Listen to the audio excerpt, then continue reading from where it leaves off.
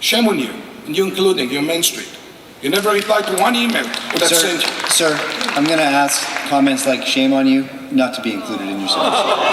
Listen, when I pay millions of dollars in taxes, I expect my Main Street lady here to answer and represent the Main Street.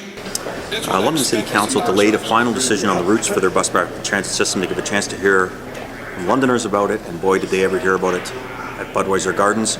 More than 900 people were here at the peak time for a public meeting on the project. Again, it's the biggest project in city history. By my rough math, of the first 20 or so speakers, 2 spoke out definitively in favor of BRT as is proposed. Most of the speakers were hotly in opposition of it. Here's a sampling of what they had to say. I am still completely 100% opposed to any westbound traffic on King Street. It's a one-way street. We require that loading zone and we require that parking. I'll tell you the problem. I can ride my bike right now to any place in this city faster than I can take the LTC. And why is that? That is because we don't have dedicated lanes for our buses. If you're taking that express bus up to Masonville Mall and down into the city, you don't have a dedicated lane, so you get stuck in traffic, you have to wait for trains and all that stuff. But if we had BRT, people would use transit. So we've got real problems there. We have no idea of the cost, and for the council to decide that we're going to put this tunnel in now, in my opinion, is not only politically irresponsible, it's fiscally irresponsible. Come to London, folks. We have the urban design of the only city around that has freight trains running through the center of the city for your viewing pleasure. Stop and have a look, because you have to. They block traffic at multiple crossings multiple times a day.